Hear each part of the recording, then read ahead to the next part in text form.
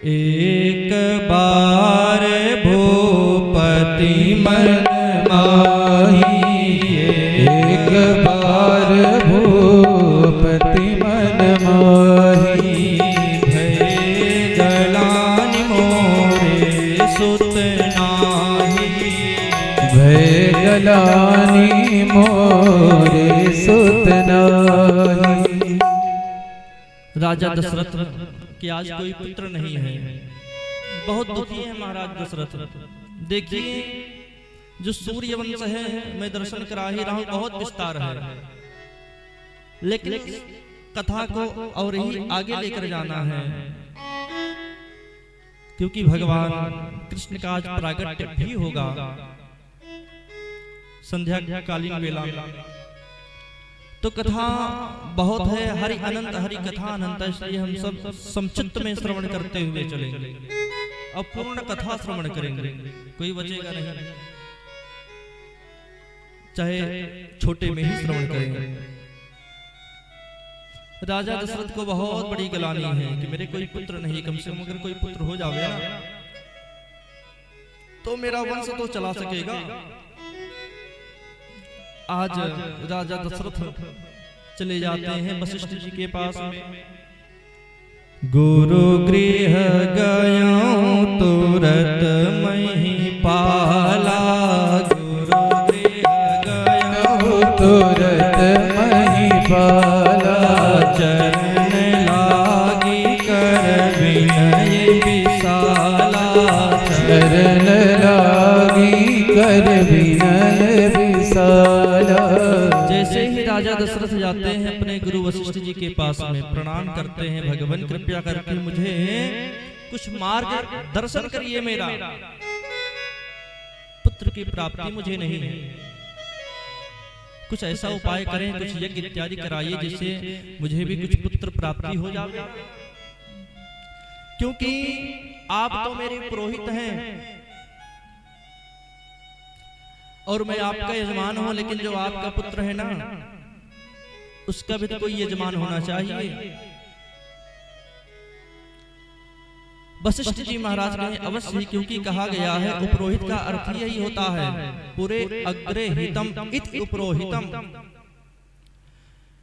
जो अपने यजमानों का आगे आगे हित चाहे वही पुरोहित है, जो पूर्वजों का कल्याण कर दे, हर वक्त हित का ही बात करे, वही है पुरोहित। पूरे अग्रे हितम इच्छति इत पुरोहितम, हर वक्त कल्याण का ही बात करे। वशिष्ठ जी महाराज कहते हैं ठीक है राजा, अवश्य ही पुत्र प्राप्ति होगी, और एक नहीं 4 पुत्र प्राप्ति होगी। जो आपका ये ललाट है ना, इसमें मैं देख रहा हूं भाग्य। धरहूं धीर होई है सुत चारी, धरहूं धीर होई है सुत चारी।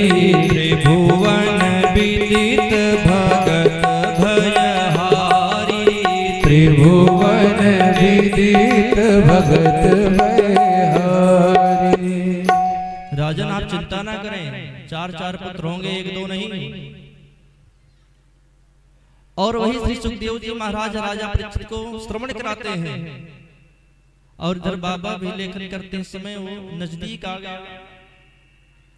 श्रृंगी ऋषि मखौड़ा धाम, आप अवध में जाइए ना तो एक मखौड़ा धाम पड़ता है, जनपद बस्ती में लगता है, वहीं पर यज्ञ हुआ था। श्रृंगी ऋषि के द्वारा यज्ञ कराते हैं। अग्नि भगवान चरु लेकर, चरु मतलब खीर होता है, उसको लेकर प्रकट हो गए, और जैसे ही खीर लेकर प्रकट हुए ना तो राजन को देते हैं। राजन लिए 3 रानी थी राजन की, राजन अपने 3 रानियों को देते हैं। समय आ गया नजदीक, चैत्र मास शुक्ल पक्ष नवमी तिथि अभिजित मुहूर्त। भगवान बड़े भाव से प्रकट होते हैं कि नवमी तिथि मधुमास पुनीता, नवमी तिथि मधुमास पुनीता शुक्ल पक्ष अभिजित हरि प्रीता शुक्ल पक्ष अभिजित हरि प्रीता। जैसे भगवान प्रकट हुए तो भगवान चतुर्भुज रूप में प्रकट होते हैं। जैसे माता कौशल्या ने देखा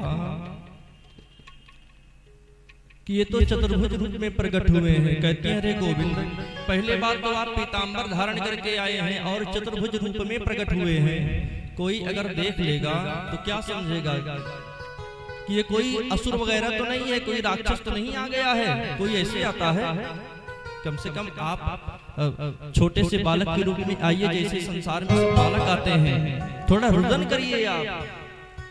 मैं आपको गोद में लेकर कम से कम खिला तो सकूं, लालन पालन तो कर सकूं, नहीं तो देखने वाले तब तो और लाइन लग जाएगा, फिर आपको हंसी करेंगे।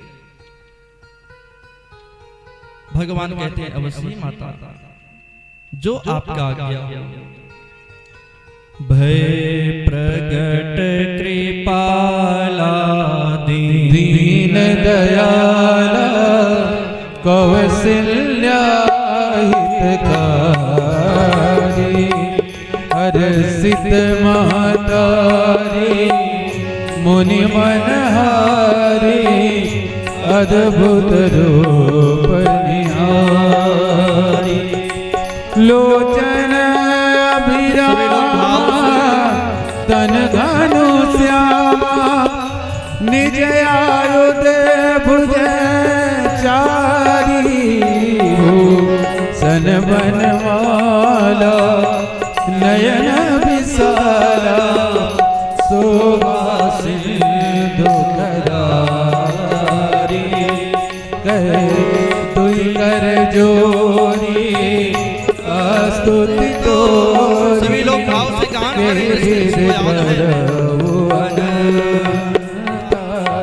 माया गुण ज्ञाना तीत यमाना वेद पुराना बनता करुणा सुख सागर सब गुण आगर जही गावही श्रुति संता सो ममैत लागी जनय अनुरागी प्रकट भयो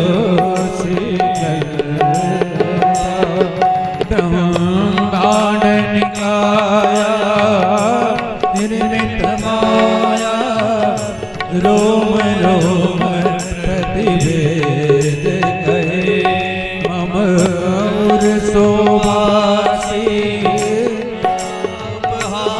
सुनत धीर मति धीर नरे उपजा जब ज्ञाना प्रभु मुस्काना चरित बहुत विधि कीन जय कही कथा सुहाई मातु बुझाई जय प्रकार सुता प्रेम रहे माता पुनि बोली सोमति डोली तजहु तात यादोपा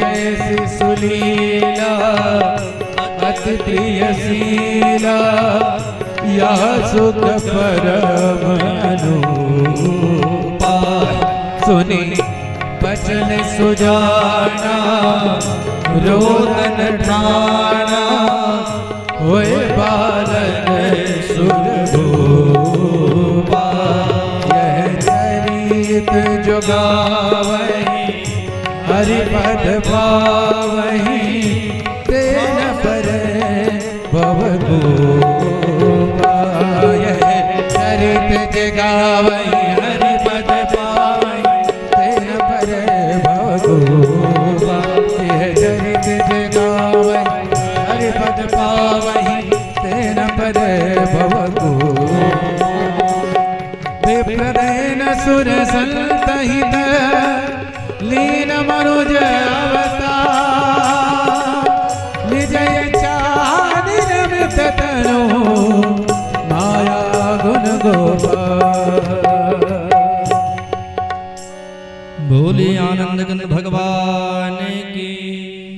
श्री रामचंद्र भगवान की। जैसे ही भगवान का अवतार हुआ, आज माता कौशल्या के गर्भ से जैसे ही भगवान प्रकट होते हैं और इधर कैकेयी माता ने भी एक पुत्र को जन्म दिया और उधर माता सुमित्रा ने दो पुत्रों को जन्म दिया। जैसे ही राजा दशरथ के कानों में यह आवाज पहुंची कि मेरे यहाँ एक नहीं, दो नहीं, तीन नहीं, चार बालक जन्मे हैं, राजा दशरथ का चौथापन आ चुका था। प्रसन्न हो गए, गदगद हो गए, ब्रह्मानंद के समाधि में डूब गए। बाबा ने तो तुरंत लेखन कर दिया, दशरथ पुत्र जन्म सुनी काना, दशरथ पुत्र जन्म सुनी काना, मानो ब्रह्मानंद समाना, मानो ब्रह्मानंद समाना, परमानंद पूरी मन राजा, परमानंद पूरी मन राजा, कहाँ बोलाई बजाऊं बाजा, कहाँ बोलाई बजाऊं बाजा। राजा दशरथ समाधि में डूब जाते हैं और जितने भी सूत मागध इत्यादि हैं सबको धन लुटा रहे हैं। कई जितने भी नगर में बाजा बजाने वाले हों सबको बुला लाइए, दुंदुभी इत्यादि सब बजने लगी, देवता फूलों की वर्षा करने लगते हैं। जितने भी सूद मागध इत्यादि हैं सब आकर बधाइयां गाने लगते हैं। प्रकट हैं चारों भैया अवध में बाजे बधैया हो, प्रकट हैं चारों भैया अवध में बाजे बधैया हो, जन्मे चारों भैया अवध में बाजे बधैया हो, प्रकट चारों भैया अवध में बाजे बधैया हो, प्रकट है चारों भैया अवध में बाजे बधैया हो, बाजे बधैया, बाजे बधैया, बाजे बधैया हो, बाजे बधैया, प्रकट है चारों भैया अवध में बाजे बधैया हो, प्रकट है चारों भैया अवध में बाजे बधैया हो, बाजे बधैया, बाजे बधैया, बाजे बधैया, प्रकट है चारों भैया अवध में बाजे बधैया हो, भरत जी को भैया अवध आज बाजे बधैया हो।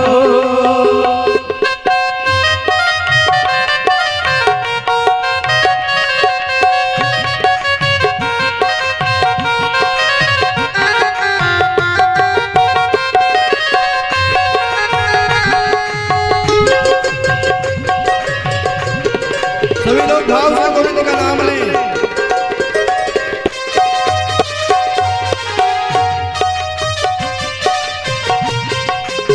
हे हरि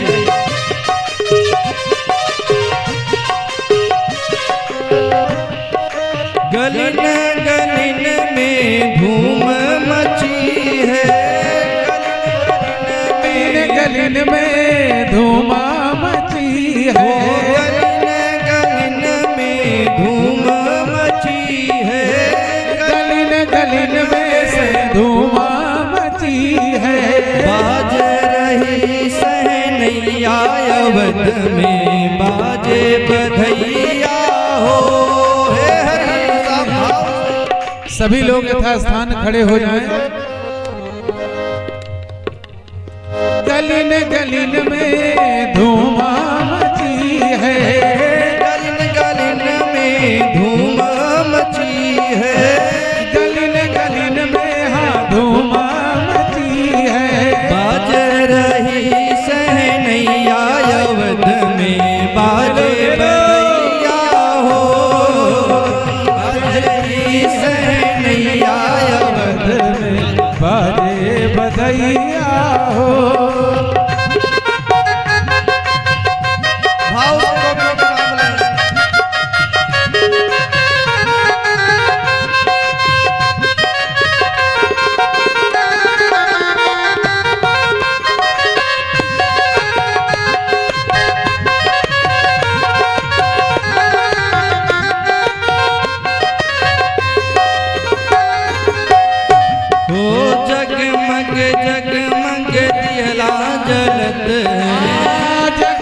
जगमग दियरा जलत है, जगमग जगमग दियरा जलत है, जगमग जगमग दियरा जलत है। झिलमिल होते अटरिया अवध में बाजे बधैया हो, झिलमिल होते अवध में बाजे बधैया हो। हे हरि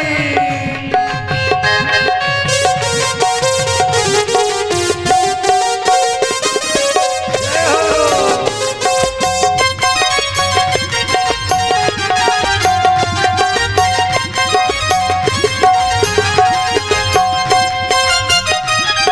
सभी लोग भाव से गोविंद का नाम लें।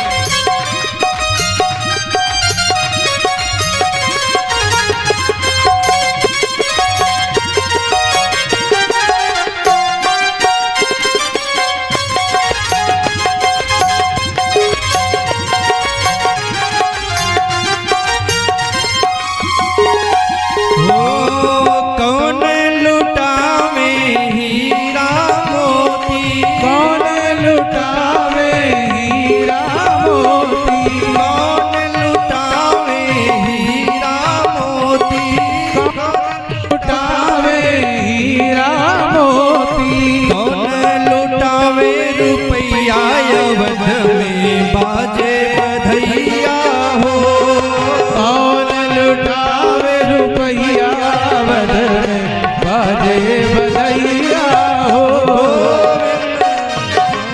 लुटावे रुपया अवध में बाजे बधैया हो, कौन लुटावे रुपया अवध में बाजे बधैया हो। गोविंद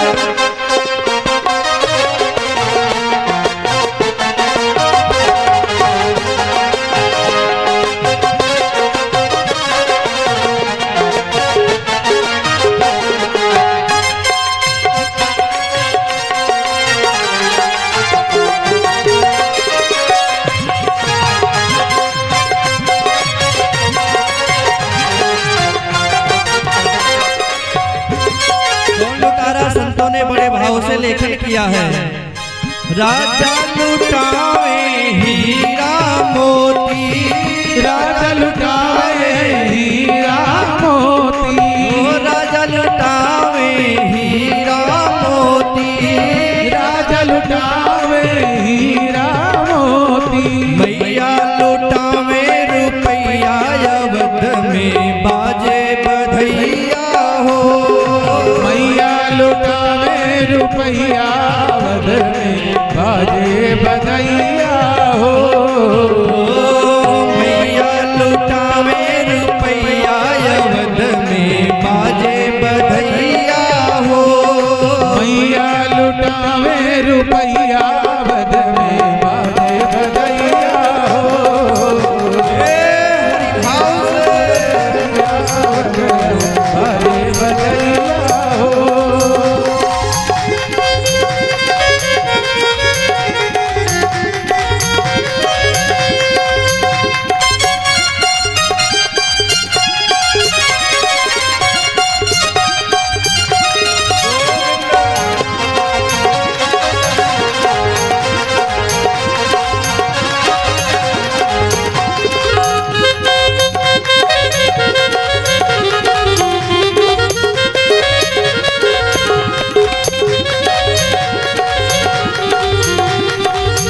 संतों ने बड़े भाव से लेकर क्या कौन कौन नाच रहा है ताता थैया करके।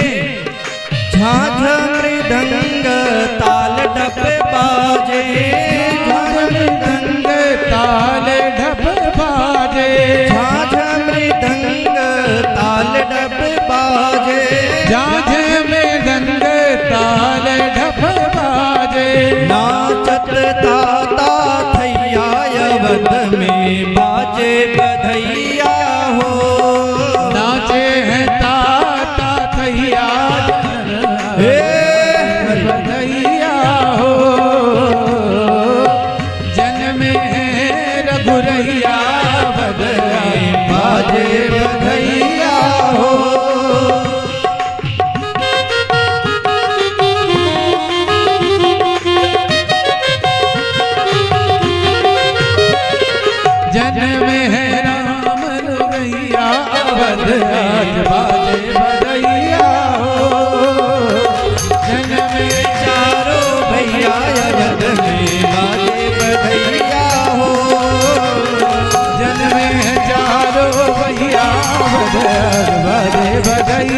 हो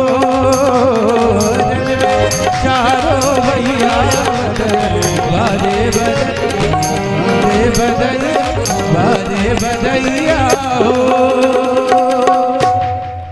बोलिए चारों भैयन की जय हो। जन्मे हैं चारों भैया अवध आज बाजे बधैया। राजा लुटावे अनधन सुनवा और मैया लुटावे रुपैया, लेकिन एको मैया भी मंच तक ना आई। या को रुपया दान कह दे लेकिन कौनो मैया मंच तक ना आई न कोनो भैया आए। बड़े अफसोसन की बात है कि आज हमारे मर्यादा पुरुषोत्तम भगवान राम जी का जन्मोत्सव हम सभी मना रहे हैं और इतने उदासीन हैं जैसे लगता है काऊ कर बिस्तर गायब हो गया है या स्टेशन पर से सामान गायब हो गया है। क्या बताएं, हम आ गए हैं महाराज जी, लेकिन खड़ो खड़ो बैठे परेशान है तो, लेकिन हमारा सामान खोएगा। ऐसा नहीं, पूरे उल्लास के साथ मैया ठाकुर जी को जन्म हम सभी मनाओ। बोले राम जी लला सरकार की। आचार्य परमहंस स्वामी श्री सुखदेव जी महाराज दर्शन कराते हैं राजन। जैसे आज अवध में भगवान प्रगटे, राजा दशरथ प्रसन्न हो जाते हैं। अनन्य सोना धन जो भी कुछ है राजा के पास में बहुत लुटाते हैं,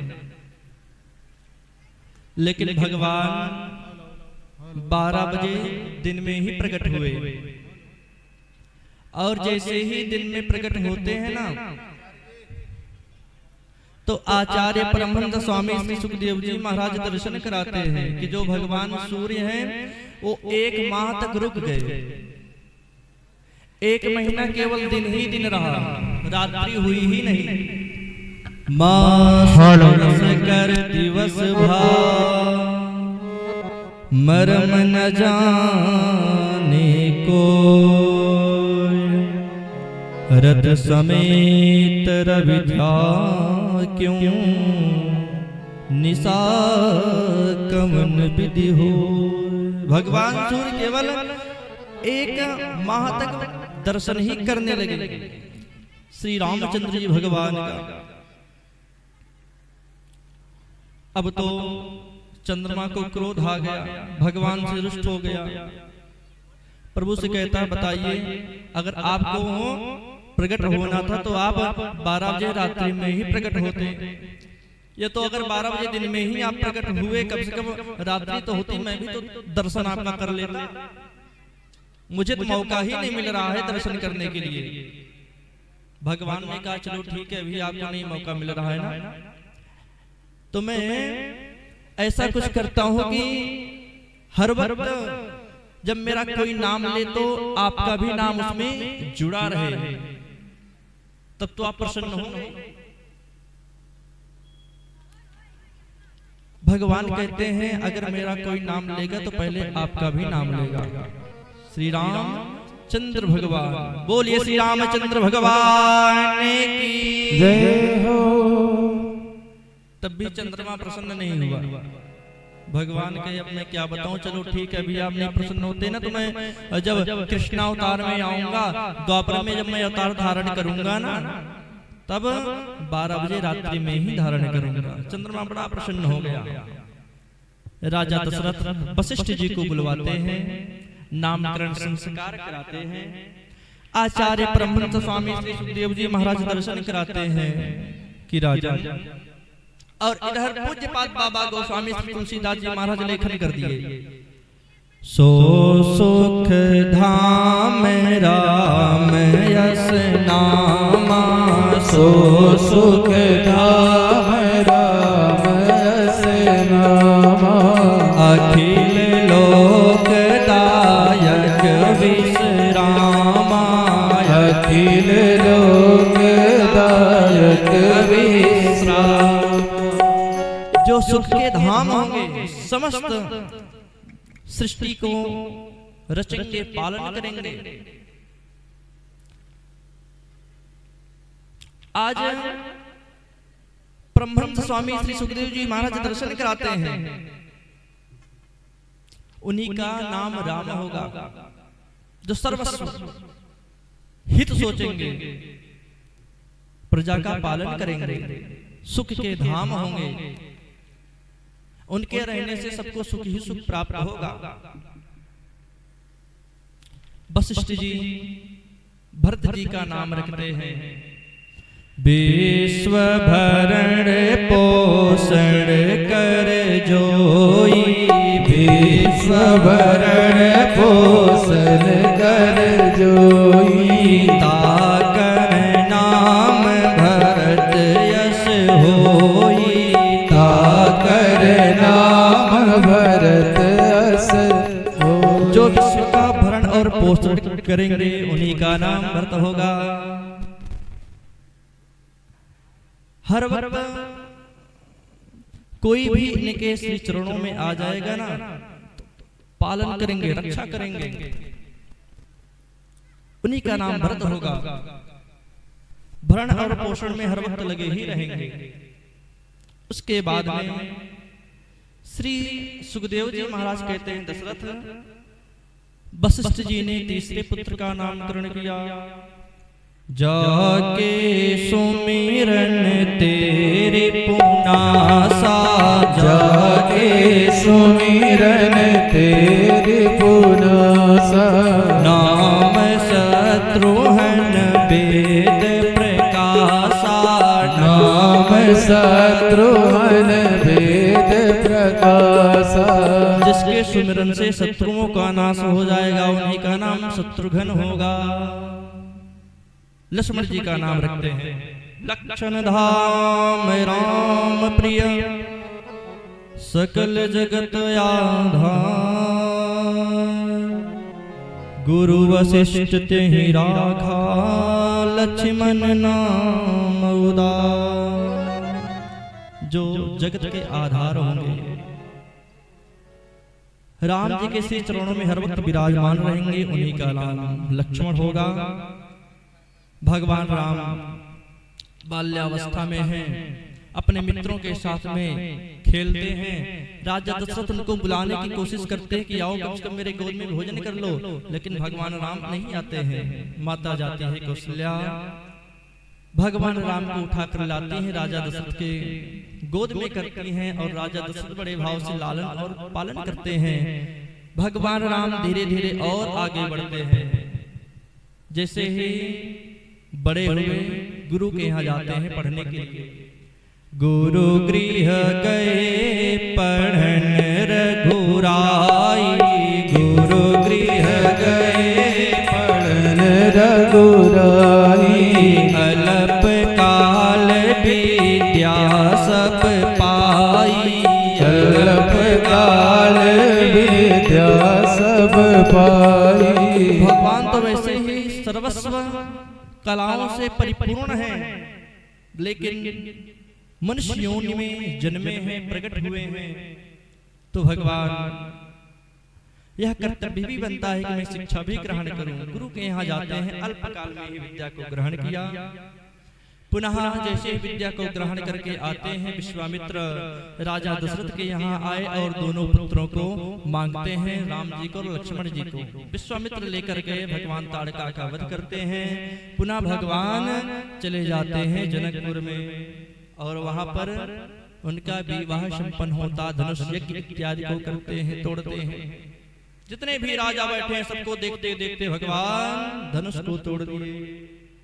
जय रघुनंदन जनक किशोरी, जय रघुनंदन जनक किशोरी, सीताराम मनोहर जोड़ी, सीताराम मनोहर जोड़ी। अत्यंत प्रिय जोड़ी लग रहा है सीता और राम जी का। चारों भाइयों का विवाह हुआ और विवाह जैसे ही होता है चारों भाई घर पर आते हैं। जैसे ही अयोध्या में पहुंचे, मंगल ही मंगल यहाँ पर हो रहा है, क्योंकि अगर देखिए कोई भी मनुष्य विवाह करके आता है ना तो घर में मंगल ही मंगल होता है। जब ते राम ब्याहे घर आए, जब ते राम ब्याही घर आए। नित नव मंगल मोद बधाए। नित नव मंगल मोद बधाए। लेकिन समय ऐसा विपरीत हो गया, राजा के प्रतिकूल ऐसा समय हो गया कि राजा दशरथ दर्पण में देख रहे थे अपने फेस को। जैसे अपने चेहरे को देखा, बाल उनका पका लगा, तो सोचते हैं कि अब मैं राम को राजा बना, ऐसा घोषणा कर देते हैं। वशिष्ठ जी ने कहा जैसा आपको उचित लगे आप ठीक ही कर सकते हैं, राजा आप बना दीजिए। लेकिन मंथरा भड़का देती है भरत जी के माता।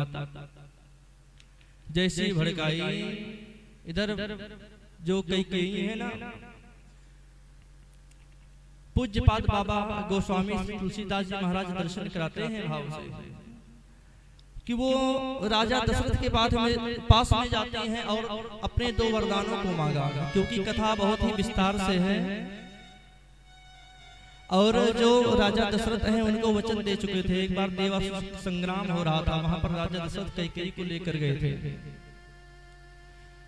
और जैसे ही असुरों ने राजा दशरथ के चक्के को तोड़ दिया, तैसे ही माता जो कैकेयी अपने अंगुली से राजा दशरथ के चक्कों को ठीक कर दी थी।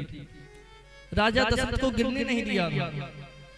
इसी कारण बोले थे आप 2 वरदान मुझसे मांग सकती हैं, वही आज ये मांगती हैं। पूज्यपाद बाबा गोस्वामी तुलसीदास जी महाराज ने लेखन किया, तापस बेस विशेष उदासी। तापस बेस विशेष उदासी। 14 बरस राम बनवासी।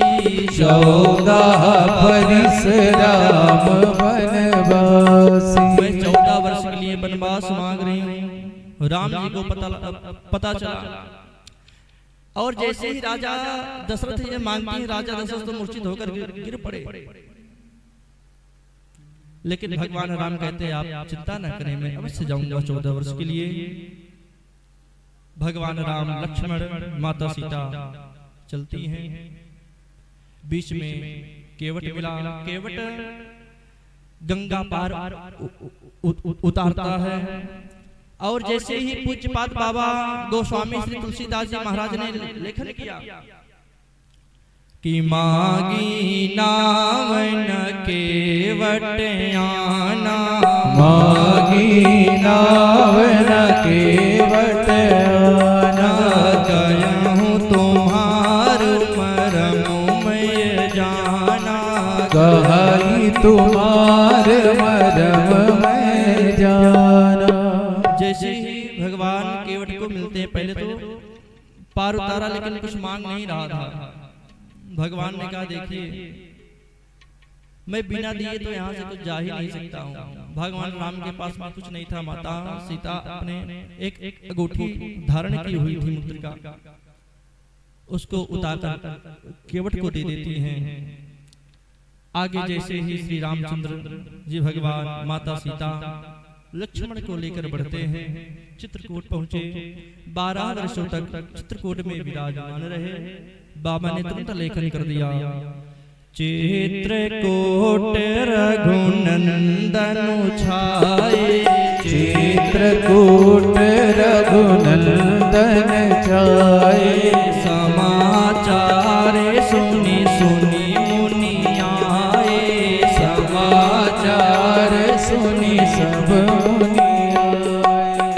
जैसे संतों को पता चला कि मेरे प्रभु राम आए हैं, भगवान ने कहा तो देखो बड़ा गड़बड़ हो जाएगा अगर सब मुझे भगवान जान गए तो, इसलिए यहाँ से अब चलो। पंचवटी पहुंच जाते हैं।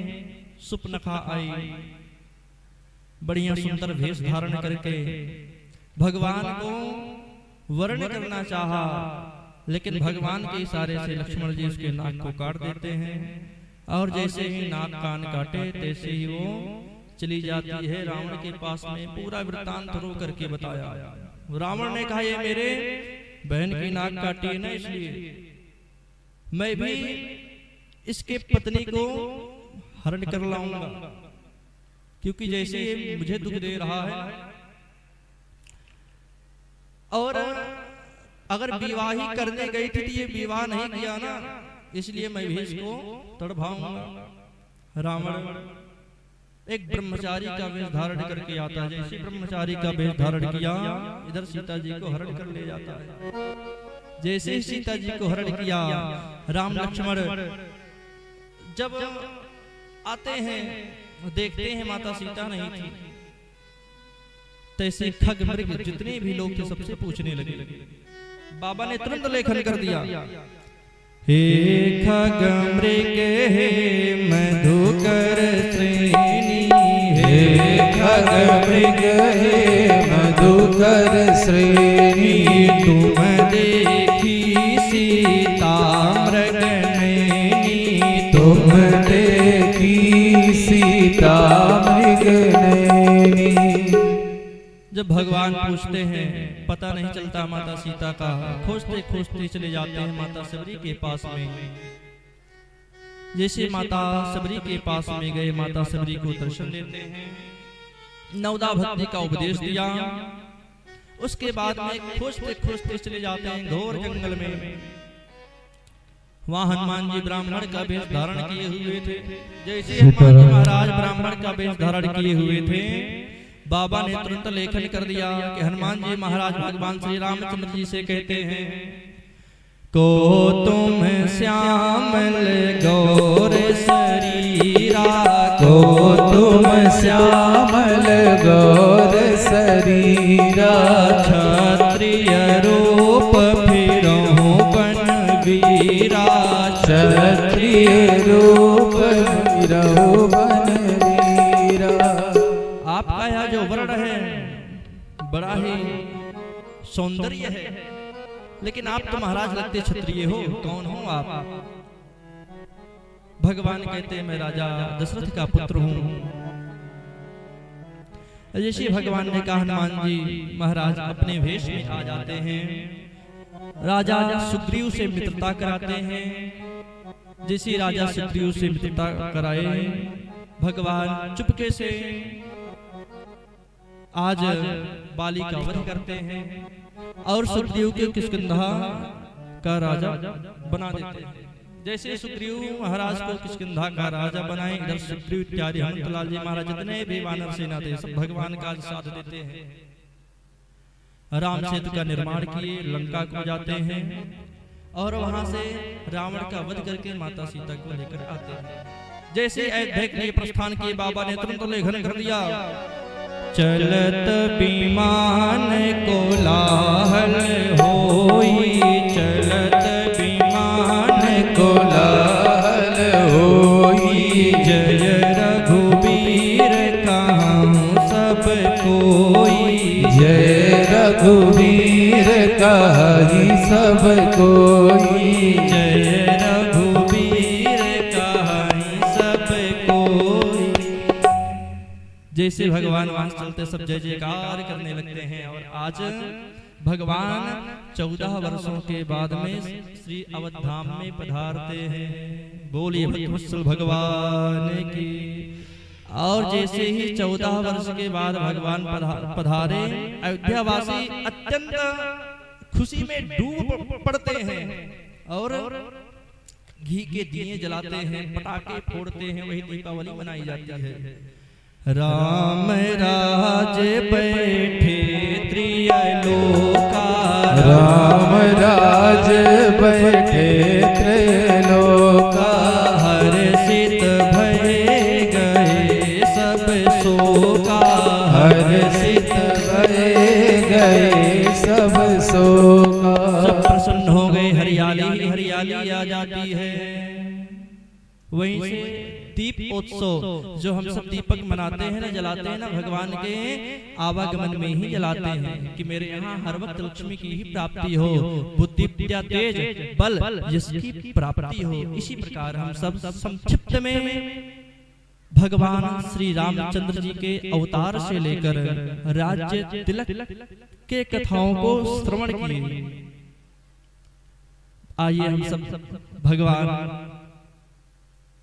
श्री रामचंद्र जी की स्तुति करते हुए बड़े भाव से अपने वाणी को विराम देते हैं और पुनः संध्याकालीन बेला में हम सब भाव से कथाओं को श्रवण करेंगे। आज आपके यहाँ गोविंद का प्राकट्य उत्सव होगा। अभी हमारे आचार्य सबको संबोधन करेंगे।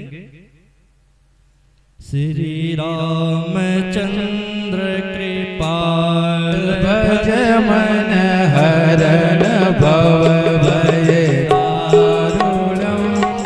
नवकंद लोचन कंज मुख कर कंज पद कलजारूढ़ श्री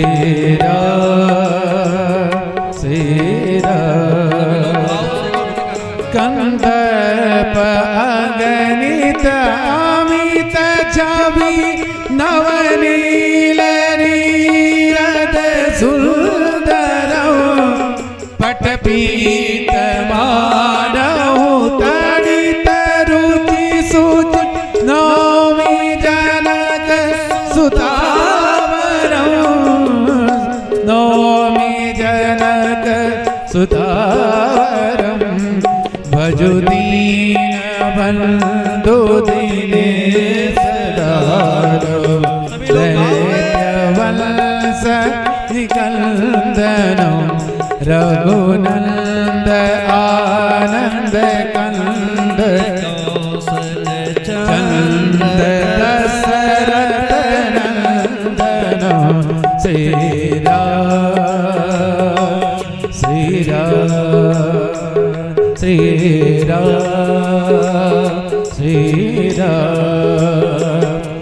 सिर मुकुट कुंडल तिलक चारु उदार अंग विभूषण आजान भुज कर चाप धर संग्राम जीत कर दूषण संग्राम जीत कर दूषण हितवादति तुलसीदास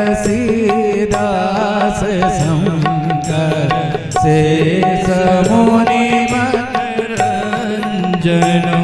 मम हृदय कलजनिवासु तुजोगा मादिकर दल गंजनम श्री